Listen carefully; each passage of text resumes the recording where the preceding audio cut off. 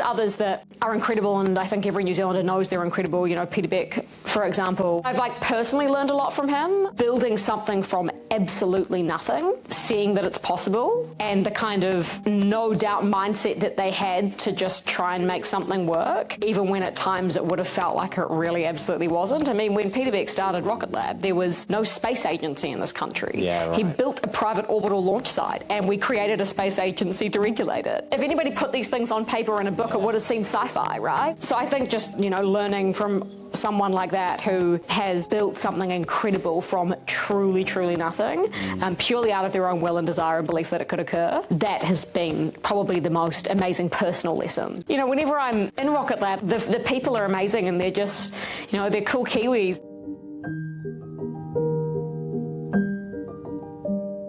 Hello and welcome to another episode of Ways to Wealth. Today I'm joined by Madison Malone. Lots of people know you, but why don't you give us the TLDR on who you are and what you get up to on a daily basis? Too long, did not listen. I am a journalist, I guess, by trade, right? So I've been a finance journalist for pretty much my entire career, other than the stint of me leaving and going to finance for a little bit, which I did love, but just found a little bit too slow. Yeah. So then went back to media, but wanted to do it on my own terms, and created my own show, which was a few years ago called Markets with Madison, and now it's called Business with Madison because I own it. Ah, that's cool. That's wicked. And I guess your content is also broadening, since back then, right? It was very curated. Totally. And the initial idea for the show on paper when I pitched it to NZME a number of years ago was actually daily. It was a daily commitment, which they told me, chill out, let's start with 2 days a week. Thank God. We then ended up actually bringing it down to 1 day a week. And the show kind of definitely got bigger. So it was supposed to be quite macro news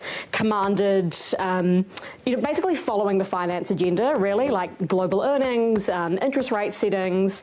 And as I started interviewing business owners, I just became obsessed with what they were building and was like, I want to see more. I want to be more integrated in this process and kind of see what you're building and be allowed in and have amazing exclusive access into these companies. And then the more I did of that, that's when the show really took off. Yeah. So it became quite obvious that people also wanted to see more of that. I found it interesting that you've been able to curate such a high quality set of business owners to get engaged with, and that obviously creates more trust in the market and it gets you more kind of access. Network effect, it is the most powerful thing. Without it, my show doesn't exist. Yeah. So, how did you find, obviously having the backing of NZME to begin with gave you that great entrepreneurship, because it felt like yours the whole time, but you had that kind of safety net? I wasn't taking any risk, ultimately, and look, I didn't know it was going to work, and they took a risk on me, which I'm so grateful for. Yeah, it went both ways. And then how do you think you've managed to take that to the next level? Because I noticed as soon as you went out on your own as well, you were like, okay, clearly it was like there's a strategy behind, I want to go big, I want to push the content. What was that like, and how did you kind of manage that yourself now that you're on your own?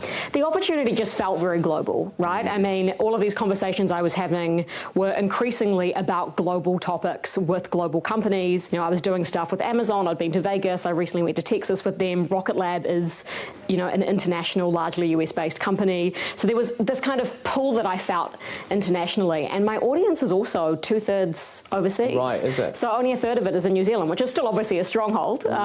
It just felt like it was growing internationally and that the opportunity was increasingly offshore. Not that I physically needed to be there, but that's where all of my conversations in my mind ultimately was going. Yeah. Therefore, I didn't feel like it was honest of me to be still under a New Zealand newsroom banner. Right. So I kind of just felt there wasn't any major tension, but I just felt like, look, if I really want to go chase the potential that I feel like could be there for myself too, then I think I would feel better about doing that on my own independently without just having to look over my shoulder all the time and think about, how is this relevant to New Zealand? Because in many cases it may not be. Was there a specific kind of catalyst for you personally that was like, I'm now ready to go?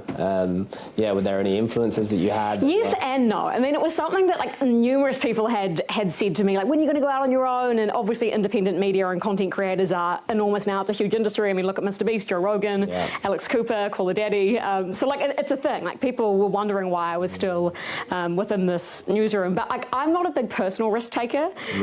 And like I said, I didn't feel like attention like I needed to. There didn't feel like a major reason as to why I should go out on my own. And then I just kind of sat on it for long enough and woke up one day and just went, fuck it. Like, what have I got to lose, you know? At that point, I, you know, had just got married, so I kind of had like financial security. I felt like I was doing it all on my own largely anyway. I felt pretty confident in my network effect that I could build it on my own. Look, you can film these things sitting on a couch in an office, you know, it's not too difficult. So purchased camera gear and learned how to film and edit everything myself, which I'm now doing now, which probably wouldn't recommend, but you know, you got to start out lean. And just took a leap and just, and it started as a conversation. I just said, look, I think I'm going to go and do this on my own. And there is a part of, you do have to burn the boats as well. You know, you do have to actually make that decision and be willing to risk it all. And I was like, I didn't know that they were going to let me purchase the distribution channels. So I was potentially going to have to burn it all and begin again from like subscriber one, follower one.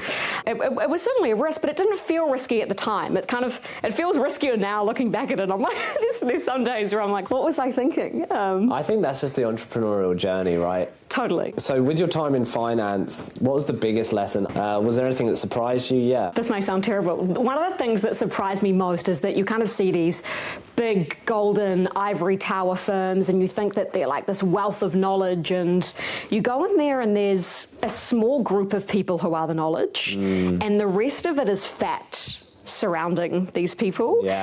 And as much as I loved finance and I loved the people within it, it kind of felt like finding my religion. You know, I went from working in newsrooms where they didn't really care about business and markets and investing to then going into these firms where I was like, these are my people, which is awesome. But I was surprisingly unimpressed by a lot of the knowledge. It didn't feel like a cut above anything you can find online. Look, there are certainly pockets of incredibly smart, knowledgeable, talented people.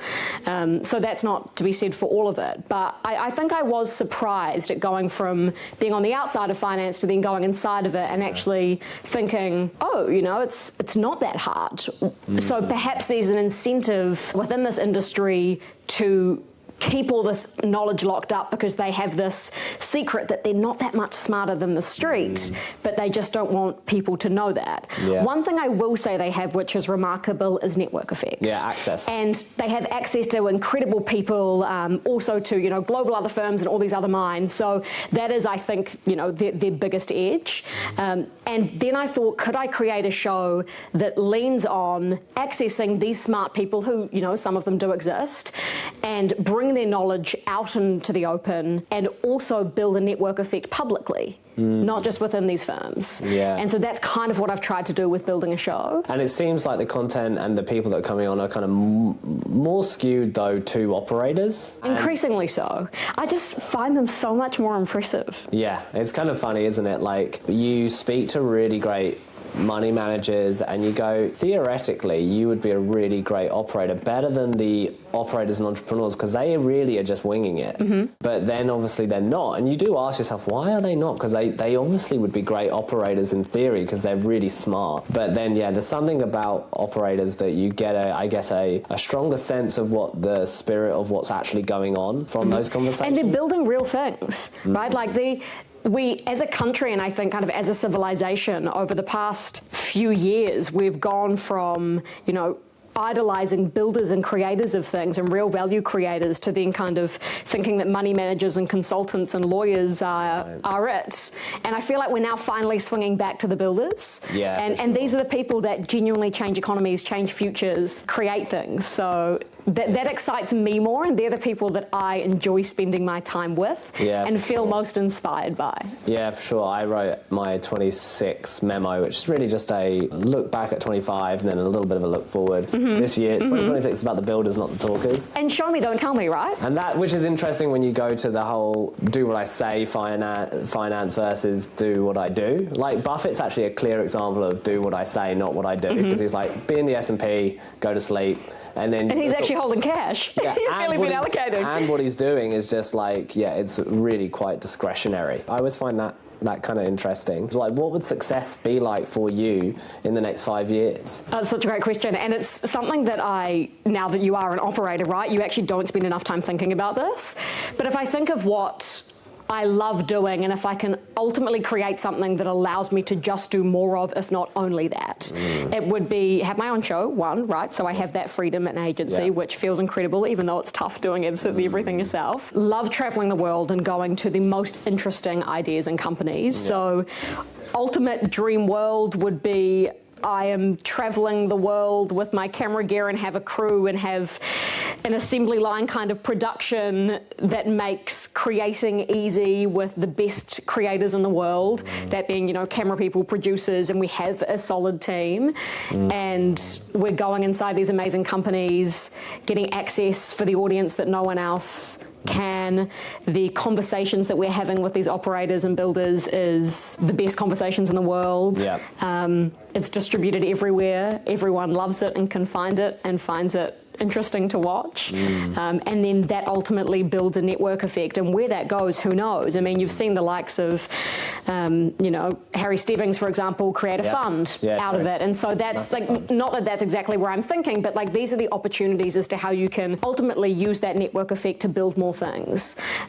So 5 years time, I mean, my child will be about 4, so or 4.5. So there's all these other things I now have to think about, like where do you live? Like where would they go to school? Does school even exist? All of these things, right? There's so much about the future we don't know. If I can just keep optimizing for what I enjoy doing and somehow be able to make a living off that and create a team that I love to work with to help me do it. So you need to find yourself a Jamie. Like he's interesting, you know, all of these people that are behind the scenes are often pretty phenomenal. Well, totally like Munger and Buffett, right? Munger was kind of behind the scenes, but actually a lot of his revelations were really what grew Berkshire. I mean, he introduced them to the original insurance company that got them to float, and then obviously he went to push the idea of paying fair prices for great companies, and those were kind of two really compounding effects. Rest in peace, what a man. Yeah, what a legend. Just almost made it to 100. I know. I just read his biography over Christmas. Over Christmas I read his biography and I read like all the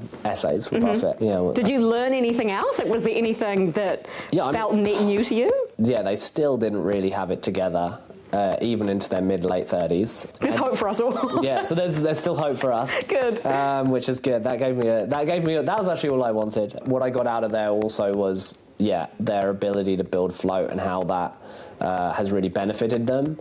And then because they're optimizing for earnings growth and how they acquire companies to basically boost their earnings growth to increase intrinsic value, because that's how they value themselves. I think that actually does create a bit of a risk of, you know, if you were to buy it as a whole, you might be paying too much, because I don't know if there is true resale value there. The incentive is to basically have more than 80% of a company, attribute the earnings to the balance sheet, and then hold them forever. So then there's no accountability for the actual value of the asset other than the earnings growth of Berkshire, which is taking their intrinsic value up. So, and that's kind of on paper, isn't it? It's not truly real unless they sell. Correct. So I think the kind of the stress test is obviously what does it look like if you actually were to liquidate large parts of their portfolio, which are private, and whether or not, you know, the intrinsic value that they're measuring is actually kind of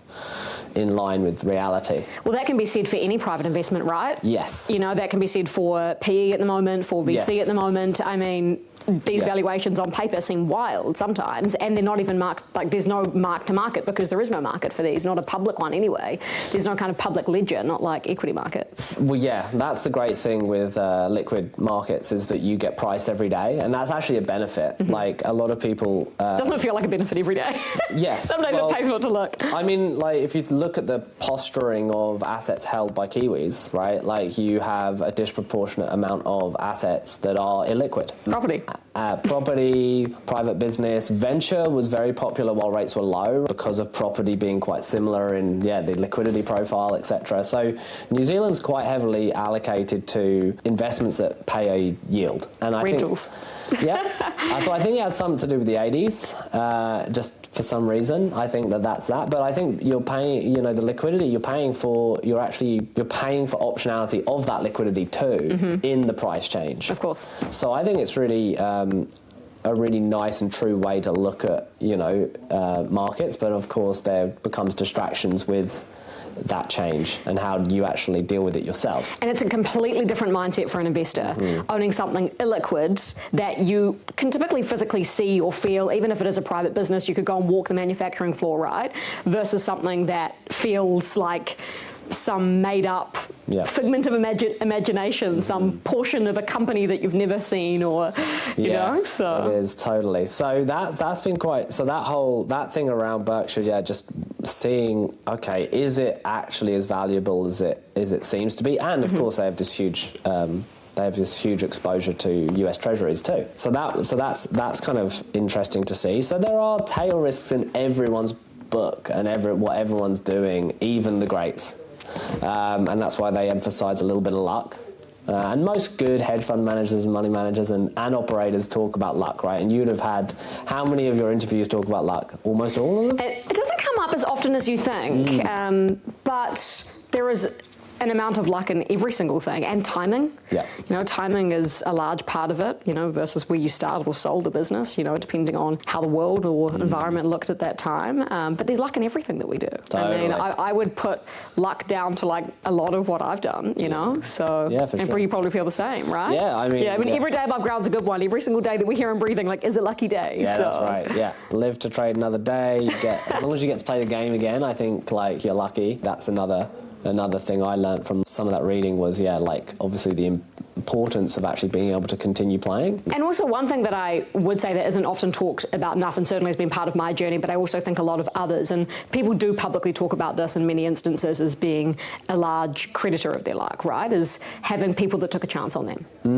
And without that, like that fosters luck, and builds luck and builds opportunity. So I think that hands down, and I think in this country we're really lucky to have pretty incredible people that will hand up and help out. You know, even Kiwis around the world. If you say you're a Kiwi, it's you typically have like less than 1 degree of separation from someone you know. Yeah, I mean, I moved here after going to school here for like a year. When I was like 15, 16, I went to Auckland Grammar for a year and I loved it. Where did you move from? The UK. Okay, yeah. And I loved the culture and I loved that sense that, that you could kind of talk to someone and they would give you a moment, and that was really special.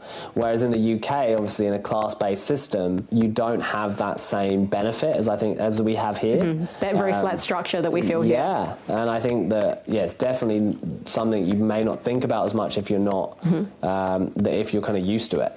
Interesting that you felt that at even 15. It was weird, because I didn't spend that much time, and it was kind of intuitive, and it was, I guess, about how I was able to kind of get integrated into the sports at Auckland Grammar very quickly through soccer, and that kind of gave me a lot of confidence. And then I was very into kind of the internet cafe scene as well, and I made lots of friends quickly, so that just kind of made me think, this is a really cool place where you can find people and talk to them and learn about them. So I think that's something that I'm most grateful for being here in this country. I find that such an interesting insight, because having grown up in New Zealand, I didn't feel like it was easy to get ahead, but now looking back, I look back at how lucky I was, how many people were willing to give me their ear or their time or advice, or a job in many instances, and you go, wow, it actually is so easy to get ahead, and opportunity is so accessible here. But I feel like we kind of tell ourselves in this country that doesn't exist for some reason, but I find that amazing that you noticed at even such a young age that is actually something special about New Zealand. I feel like we need to realise that about ourselves a bit better. So last year I did this keynote at the mental health wellbeing conference in Auckland. It was like the first one that one of our friends of the pod had put on, and I did this keynote that was basically like millennials are in the best position possible and they should take away this idea that they're behind. And cheer up. Well, I was like, you do, we are so well positioned in so many ways as millennials in New Zealand, but even globally. And I think we get told by the media and other people and ourselves that we are behind and we have this kind of inherent disadvantage, where it's not actually true. Like, look at what you're doing with your business. The idea that someone with a very small team or individually can basically create a self-sovereign income or multiple income streams for themselves with a laptop and a camera or whatever is really special. And millennials, we were lucky enough to grow up before this kind of intense overload of noise, right, from technology. So we've got some of these kind of social skills. We have been in the career kind of pathway long enough. We can still pick up the phone, which the generation after us can't. Exactly. I'm like, we have no idea how well positioned we are as millennials because we have enough of both that I think is going to carry us a long way. And I think we should be more positive. Yeah, I love that. We still kind of like have one foot in this techno-optimist age where the internet is everything and everyone's inherently online. We understand meme culture, yet we also kind of understand this boomer ability to just converse with anyone, get in a lift or talk to your barista. It's like this very boomer thing where they just kind of, my parents do it, right? They don't shut up when they see somebody in public. So we're kind of able to do both. We can read a room well, which I think boomers can't, and then also have this like ability to kind of operate on TikTok as well. What do you feel like your biggest challenge is at the moment? Like, funny you ask that, because I had this conversation with my husband the other night, like 11 p.m. at night. I was just like, it just feels so hard at the moment. Like, it just feels almost impossible. And I think part of that is being 7 months pregnant and you don't have much energy. Like, even if I work 3 hours a day, like, I'm cooked by the end of that, you know? And so you have to... You have to like let your body decide, which I don't like doing. You know, I'm the kind of person who would happily work until 10 p.m. at night, and as long as there's something exciting coming, I'll just keep going.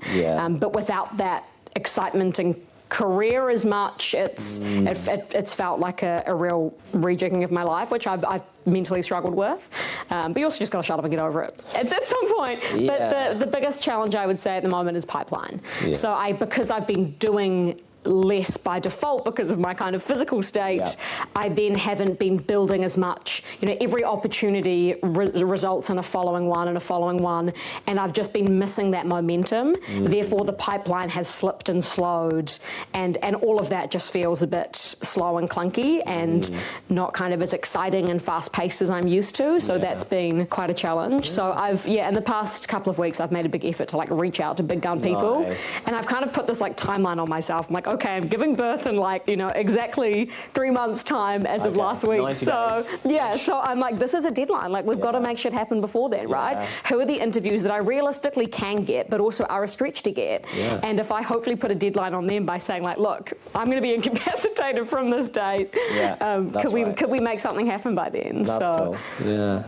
It's really interesting. You're going to have this interesting opportunity to kind of like deal with this duality of parenthood now, and you're recently married, and I know Liam a little bit, and I think it's a power couple for sure. Thank you. Which means that you guys, I imagine, are thinking and building something substantial as a household. And I think you guys are obviously going to be strategic with it, given who you are. So and this is like, I will give a lot of credit to Liam for that. Like, he's the long-term thinker.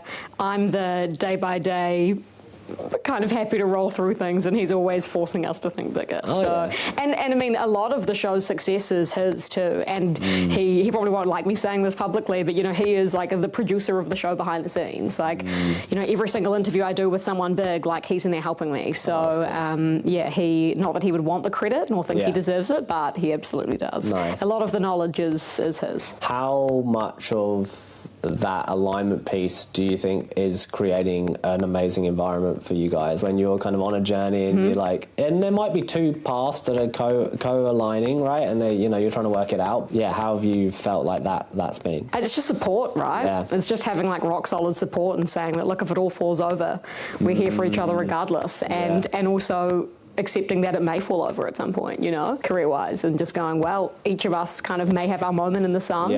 And I think it's also a recognition that like nothing is ever perfectly aligned. You know, like, I'm lucky to have been able to take a risk, like, and financially do that while he's working a full-time job and, you know, is paying the rent.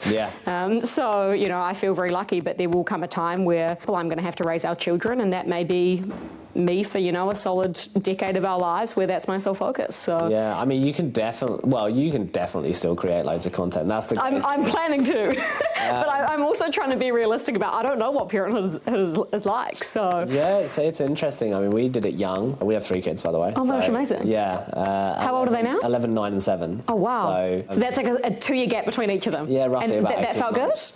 Yeah, I mean, the first time, we were only 22 and 21. Oh, wow. I'm so jealous you got this done early, Charlie. Well, that was the thing. Well done. Yeah, so once one was around, it's like, okay, like let's lock in and get it done and get it over with. Of that stage, I felt like that was a good plan. It's been hard, obviously, being in a country when you're on your own and together, but you haven't got the same support systems. Is your partner Kiwi? Is she British too? No, she's British. Wow, so you both moved here. So you don't have parents here or anything? We have my dad here. Okay. Wow, so you guys did 3 pretty much on your own while also building business. Yeah, crazy. My God, you're my inspiration. Oh my gosh. No, well, yeah, it was nuts.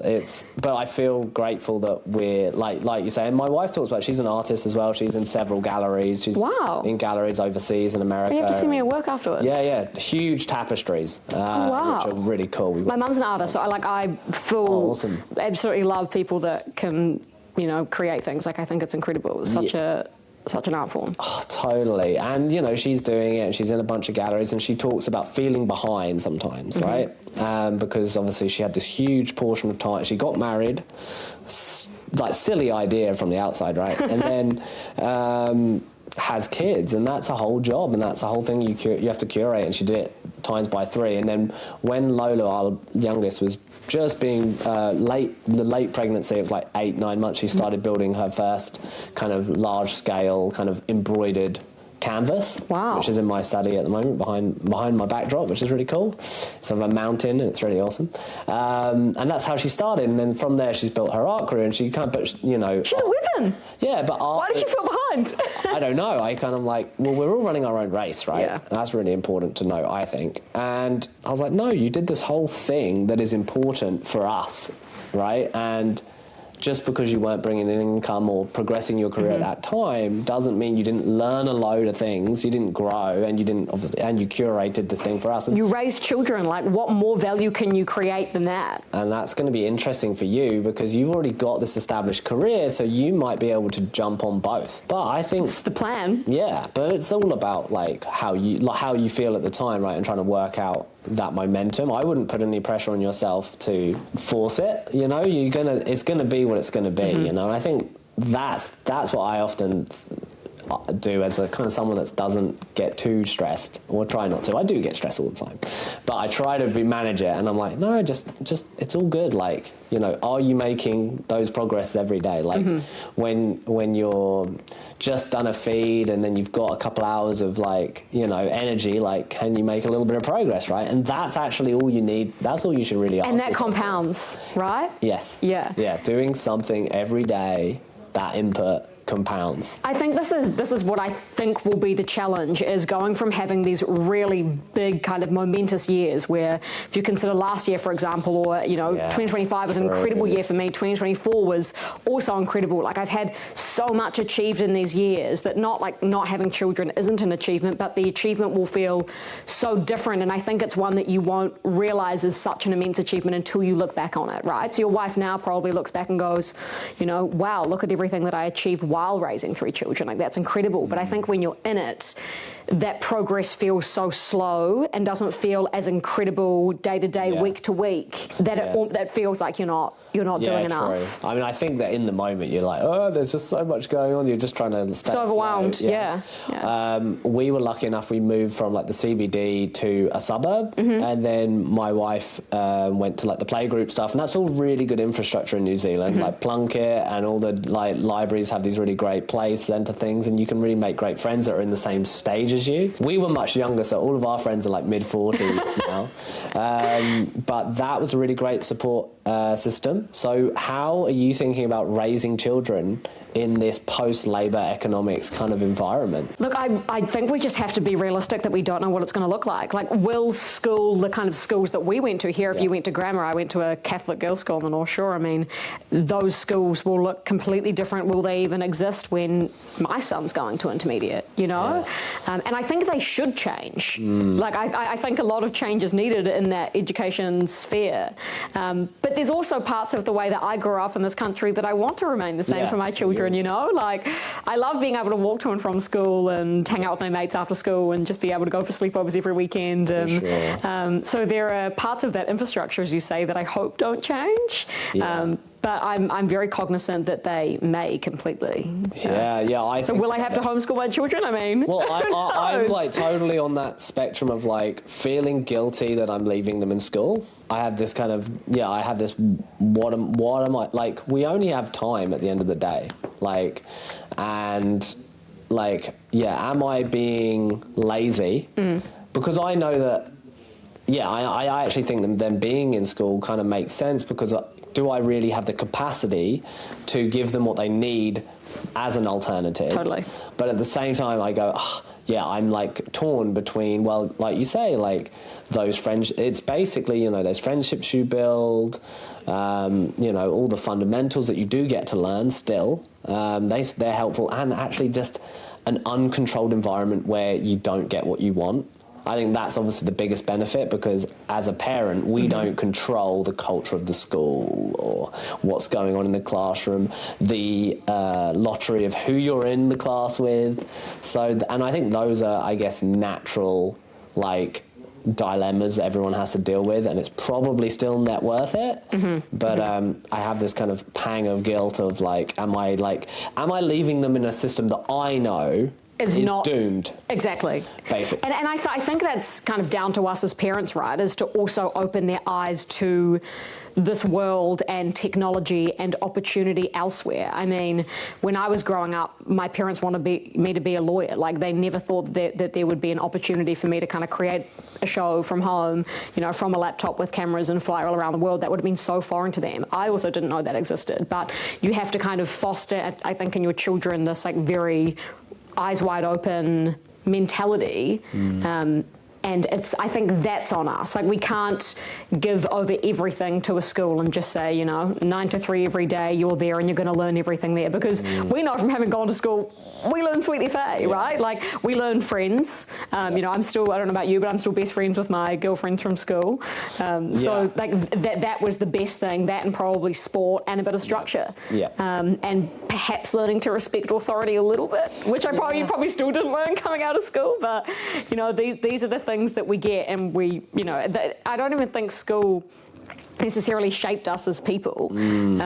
Like, I went into the schooling system completely myself and came out of it completely myself. I didn't kind of, especially being a Catholic girls' school, like, I didn't allow it to kind of mould my personality or thinking in any way. But in saying that, my sister and I did see many others were far more malleable to an agenda of an education institution. So I think it just depends on the child. But I think it's our job to be like, kids, this is school, and that's like part of your life, but look at everything else that exists too. So much. Thank you so much for having me. Appreciate it, Charlie. All good.